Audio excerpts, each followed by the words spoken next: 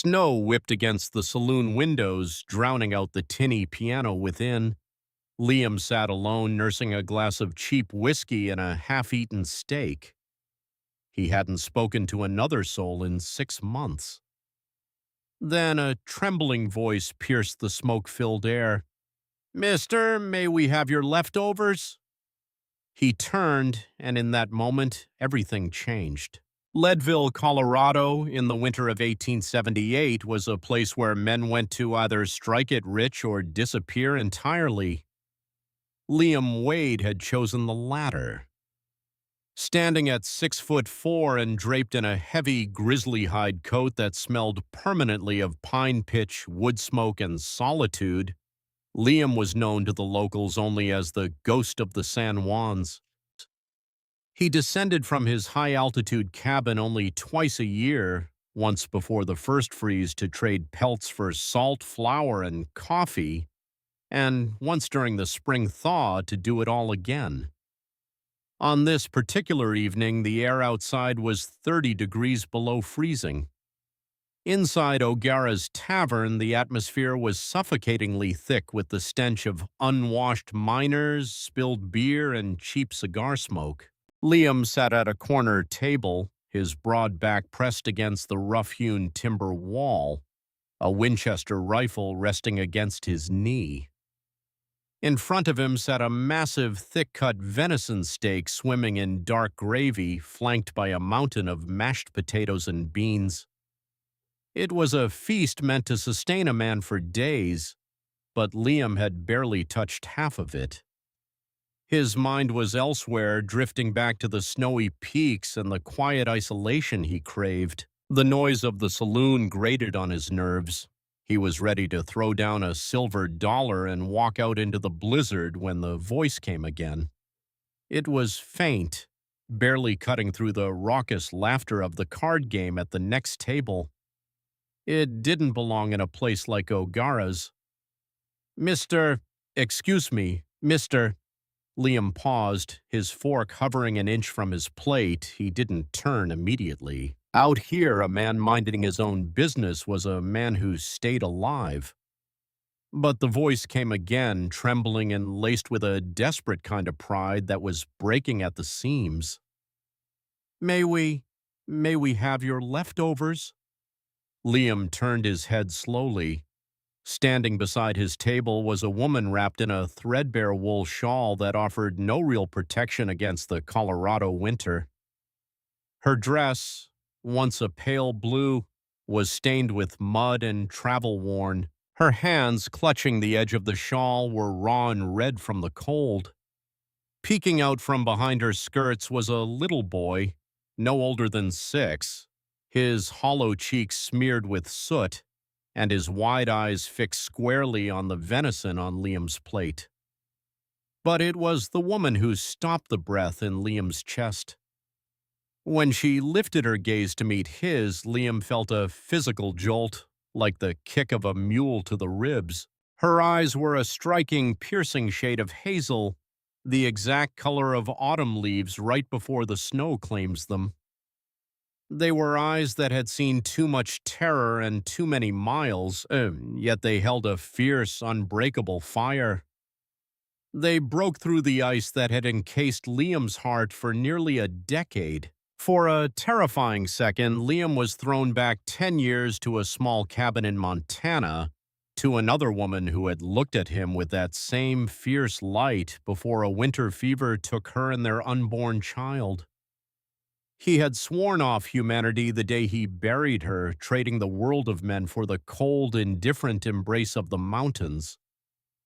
But looking into this stranger's eyes, the mountain man felt a sudden, dangerous thaw. "Please," she whispered, her voice breaking his trance. "I wouldn't ask for myself, but Toby, he hasn't eaten in 2 days. We can take the plate to the alley. We won't disturb your peace." Liam stared at her, then down at the boy who licked his dry lips. A heavy silence stretched between them, thick enough to cut with a hunting knife. The bartender, a burly Irishman named O'Gara, spotted them and marched over, waving a stained rag. "Hey, I told you!" No beggars in here, O'Gara barked, reaching out to grab the woman's arm. Out into the snow with you. Before O'Gara's hand could make contact, Liam's massive, calloused hand shot out, clamping around the bartender's wrist like an iron vice. The saloon suddenly went dead quiet. Miners turned their heads. The piano player missed a key and stopped. She's with me, Liam rumbled. Liam. His voice was deep, gravelly from disuse and carried a dark, unquestionable authority. He released O'Gara's wrist with a rough shove. Bring 2 more plates, fresh ones, the biggest steaks you've got, and a pitcher of milk for the boy. O'Gara rubbed his wrist, his face flushed red, but he nodded quickly and retreated to the kitchen. No one argued with the ghost of the San Juans. Liam shifted his gaze back to the woman. She was staring at him, shock mingling with the exhaustion in her hazel eyes. He nudged a chair out with the toe of his boot. Sit, he commanded gently but firmly. She hesitated, pulling the boy closer. Mister, I don't have a copper penny to my name to pay you for fresh meals. The leftovers would have been— I didn't ask for your money, Liam interrupted, pushing his own plate toward the center of the table. Eat this while you wait. Both of ya. Toby didn't need to be told twice. He scrambled onto the wooden chair and began tearing into the venison and potatoes with a feral hunger that made Liam's chest ache. The woman sat down slowly, her eyes never leaving Liam's face. I'm Clara, she said softly. Clara Jennings, and this is Toby. Liam, he replied curtly, leaning back into the shadows of his corner. He watched them eat. He noticed the way Clara took only tiny bites, making sure the boy had the lion's share. He noticed the dark bruises blooming on her left wrist, hidden beneath the frayed cuff of her sleeve. Someone was hunting her. Liam knew the look of hunted prey. He had seen it in the eyes of deer, elk, and wolves. He was seeing it now in the woman sitting across from him. And God help him, the man who had vowed never to care about another living soul was already calculating how many rounds of ammunition he had in his saddlebags. By the time Clara and Toby finished their meals, the blizzard outside had escalated into a howling monster.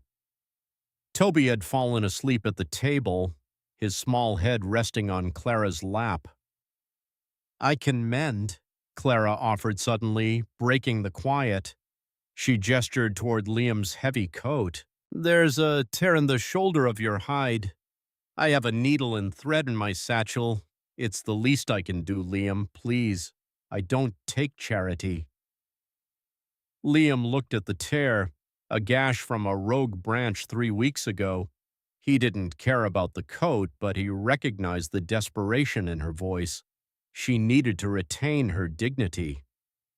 Mrs. Gable runs a boarding house 2 streets over, Liam said, standing up. His towering frame cast a long shadow across the table. She owes me a favor from last spring. You and the boy will sleep in a warm bed tonight. You can sew my coat there. He threw 2 silver dollars onto the table, enough to cover the meals and buy O'Gara's silence, and led them out into the freezing night. The wind howled, biting through Clara's thin shawl instantly. Without a word, Liam stripped off his massive grizzly coat and draped it over her and the boy. The sheer weight of it almost buckled her knees, but the trapped heat was glorious. They reached the boarding house where Liam secured a warm room with a potbelly stove. Once the boy was tucked into the feather bed, Clara sat by the light of a kerosene lamp, expertly weaving heavy thread through the thick hide of Liam's coat. Liam sat by the window, watching the snow bury the street below. Your husband, Liam said abruptly, his eyes fixed on the snowy street. He the one who put those bruises on your wrists? Clara stopped sewing. The needle trembled in her fingers. No, my husband, Thomas. He was a good man, a prospector. He died 4 months ago in a mine collapse down in Creek. Liam turned his head, his dark eyes locking onto hers. Liam turned his... Then who are you running from, Clara? The dam she had built to hold back her terror finally cracked. Jeremiah Reed, she whispered. He's a cattle baron, but he owns half the town's lawmen. Thomas owed him money. After Thomas died, Reed came to collect. When I told him I had nothing, he told me the debt would be settled if I became his property. A cold fury ignited in Liam's gut. I took Toby and ran in the middle of the night, Clara continued, tears finally spilling over. We've been running for 3 weeks, but Reed doesn't let things go. He sent his top dog after us, a bounty hunter named Caleb Dunn. Dunn is a monster, Liam. He tracks people for sport. Liam knew the name. Caleb Dunn was a ruthless killer who wore a deputy's badge to legitimize his murders. He'll find us, Clara sobbed. I saw his horse outside the livery stable when we arrived today. A massive black roan with a white star. He's here, Liam. Liam stood up slowly. He was a man who lived by a strict code. Survive and stay out of the affairs of the dying world below the tree line. But as he looked at her shaking shoulders, he realized he had already made his choice back in the saloon. He reached out, his massive scarred hand gently lifting her chin. You're not running anymore, Liam said, his voice a low, gravelly vow. Tomorrow at first light, we head up the mountain to my claim. The snow is too deep for horses. Dunn will have to track us on foot in territory I know better than the back of my own hand. Liam, no, Clara gasped. Dunn will kill you. You don't owe us this. I know enough, Liam replied. As he peered through the frosted glass, a figure materialized in the blinding snow below, a tall man in a long black duster holding a lit cigar. The man looked up at the glowing window and smiled. It was Caleb Dunn. The hunt had arrived. Grab the boy, Liam growled. He didn't waste a second. Dunn plays with his food. He'll wait by the front door, let the fear set in. We're going out the back window. They dropped into the alleyway, the blizzard acting as a double-edged sword, masking their tracks but threatening to freeze them solid. Step exactly in my footprints, Liam ordered.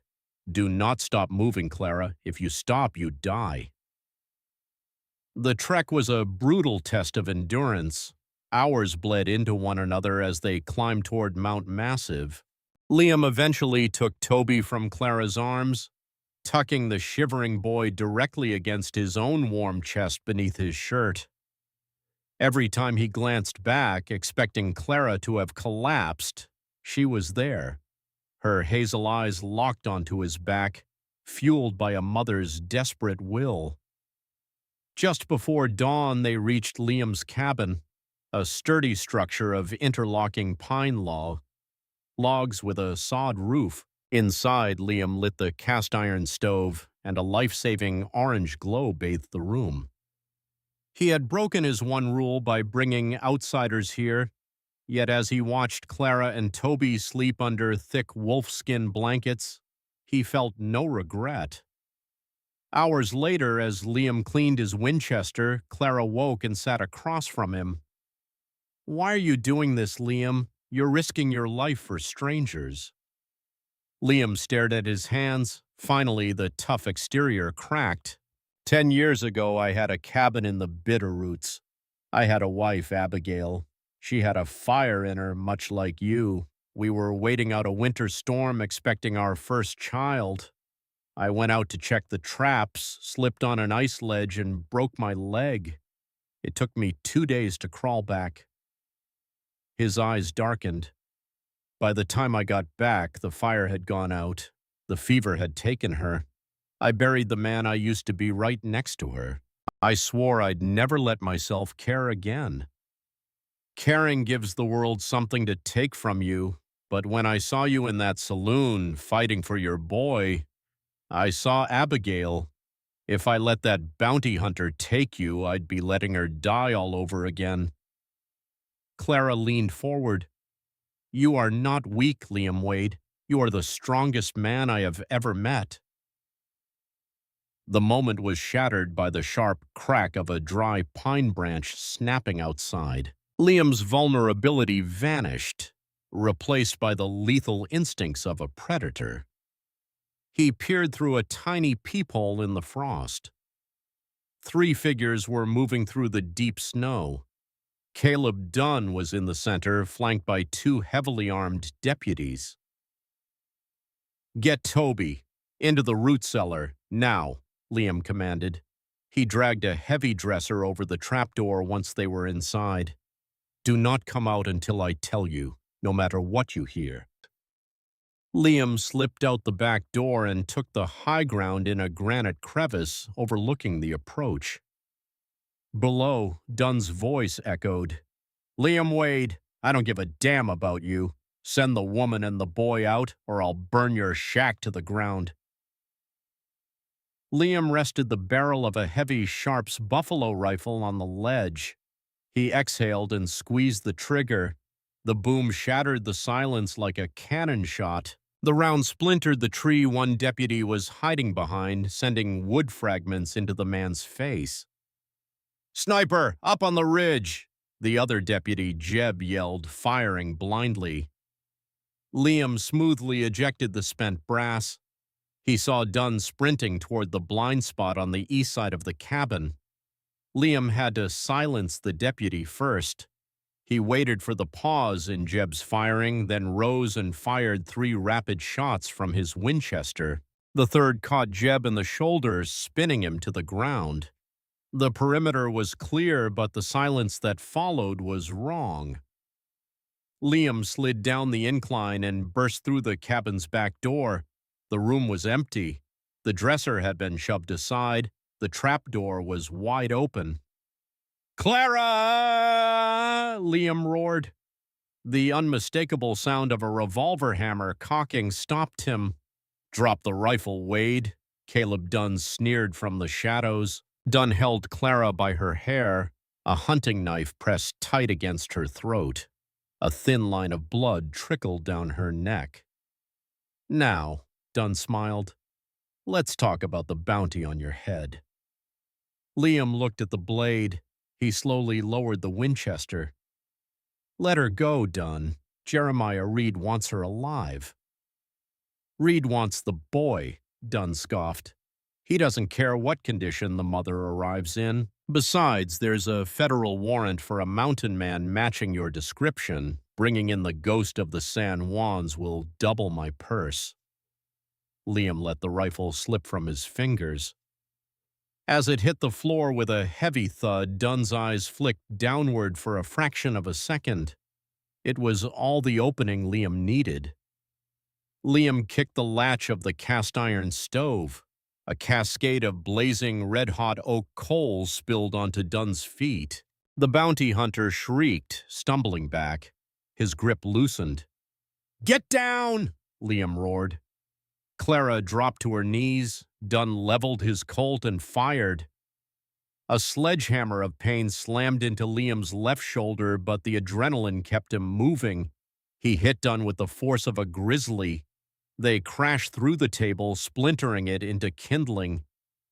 Liam seized Dunn by the throat with his uninjured arm, his fingers acting like a vice. You brought the hunt to my mountain, Liam whispered, his eyes devoid of mercy. Now you belong to it. Within seconds, the bounty hunter went limp. His reign of terror ended there on the cabin floor. Liam pushed himself up, clutching his bleeding shoulder. Clara scrambled toward him, ripping the hem of her skirt to bandage the wound. It went clean through, Liam grunted, softening as he wiped a tear from her cheek. I told you, I don't plan on dying today. An hour later, the cabin was packed. Liam knew they couldn't stay. Reed would send more men once Dunn failed to return. He pulled a loose floorboard near the hearth, retrieving a leather satchel filled with a fortune in gold dust. 10 years of panning. "Where do we go?" Clara asked. "South," Liam replied, strapping his Winchester to his pack.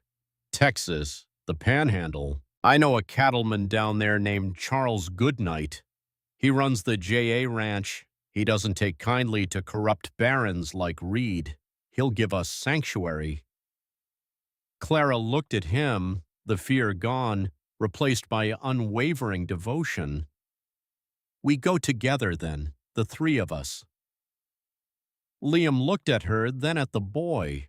The frozen shell of the mountain man had shattered, leaving behind a man ready to face the world once more. "Together," Liam agreed. They stepped out of the cabin, leaving the ghosts of the past behind, and began the descent into the bright promise of a new dawn. Did Liam and Clara's desperate fight for survival keep you on the edge of your seat? If you love this Wild West tale, hit that like button and share it with your friends.